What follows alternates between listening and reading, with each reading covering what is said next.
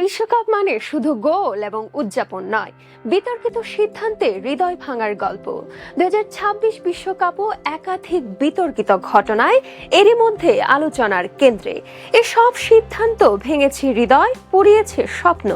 Tournament জুড়ে সবচেয়ে বেশি সমালোচনা হয়েছে ভার এবং রেফারির সিদ্ধান্তকে ঘিরে, অর্থাৎ প্রযুক্তির সর্বোচ্চ ব্যবহারও রেফারির সিদ্ধান্তকে বিতর্কমুক্ত রাখতে পারছে না, বরং কোনো কোনো ক্ষেত্রে আরো বিতর্কই জন্ম দিচ্ছে। একাধিক ম্যাচে বিতর্কিত সিদ্ধান্তের ফলে সরাসরি প্রভাব ফেলেছে। মিশর ম্যাচে ইরানের শেষ মুহূর্তের জয়সূচক গোল ভারের মাধ্যমে অফসাইডের কারণে বাতিল হওয়াটা ছিল গ্রুপ পর্বের সবচেয়ে বিতর্কিত মুহূর্ত। সেদিন রেফারির সিদ্ধান্তে ইরানের হৃদয় ভাঙার রেশ আরো অনেক দিন রয়ে যাবে।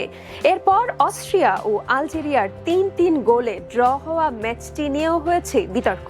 অভিযোগ আছে নিজেদের টিকিয়ে রাখতে উভয় দল পাতানো ম্যাচ খেলেছে, আর এই ড্রতেও স্বপ্ন পুড়েছে ইরানের। গ্রুপ পর্বে স্কটল্যান্ডের বিপক্ষে ব্রাজিলের একটি গোল বাতিল হওয়ার ঘটনাও বিশ্বজুড়ে বিতর্কের জন্ম দেয়, যদিও সেই সিদ্ধান্ত ব্রাজিলের কোনো বিপদের কারণ হয়নি। নকআউট পর্বের সবচেয়ে বড় বিতর্কের জন্ম দেয় জার্মানি প্যারাগুয়ে ম্যাচ। অতিরিক্ত সময়ে জার্মানির জোনাথান টাহর করা গোল ভার দেখে বাতিল করা হয়, কারণ গোলের আগে প্যারাগুয়ের গোলরক্ষকের উপর ফাউলের সিদ্ধান্ত দেন রেফারি। সাবেক খেলোয়াড়, ধারাভাষ্যকার ও রেফারিং বিশ্লেষকদের অনেকেই এই সিদ্ধান্তকে অত্যন্ত কঠোর বলে সমালোচনা করেন।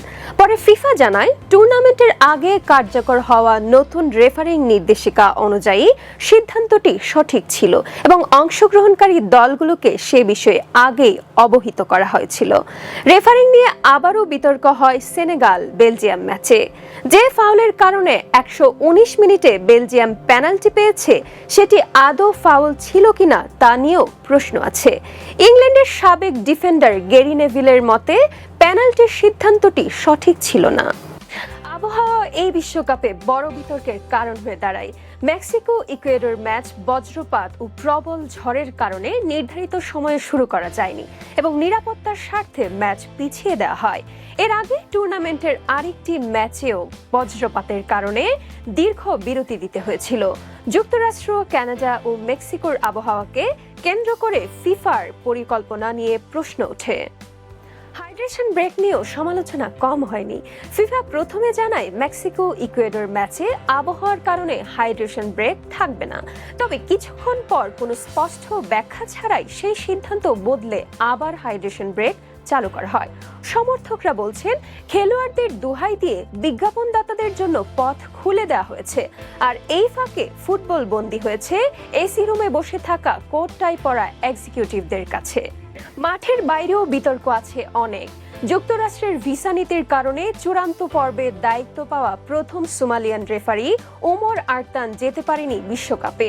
যুক্তরাষ্ট্রে প্রবেশের অনুমতি না পাওয়ায় বিশ্বকাপে অফিসিয়ালদের তালিকা থেকে তাকে বাদ দেওয়া হয়। 2025 সালে আফ্রিকান ফুটবল কনফেডারেশনের কাফ বর্ষসেরা পুরুষ রেফারি নির্বাচিত হওয়া আরতানকে মায়ামি আন্তর্জাতিক বিমানবন্দর থেকেই ফিরিয়ে দেওয়া হয়। কয়েকটি দেশের সমর্থকদের বিশ্বকাপে এসে খেলা দেখা কঠিন হয়েছে। বিভিন্ন মানবাধিকার সংগঠন ও সংবাদ মাধ্যম এ বিষয়টি নিয়ে উদ্বেগ প্রকাশ করে এবং এটিকে 2026 বিশ্বকাপের অন্যতম বড় সাংগঠনিক বিতর্ক হিসেবে উল্লেখ করে। বিশ্বকাপ এখনো শেষ হয়নি। শেষ পর্যন্ত এইসব বিতর্কের পানি আরো কতদূর গড়ায়, সেটাই এখন দেখার অপেক্ষা।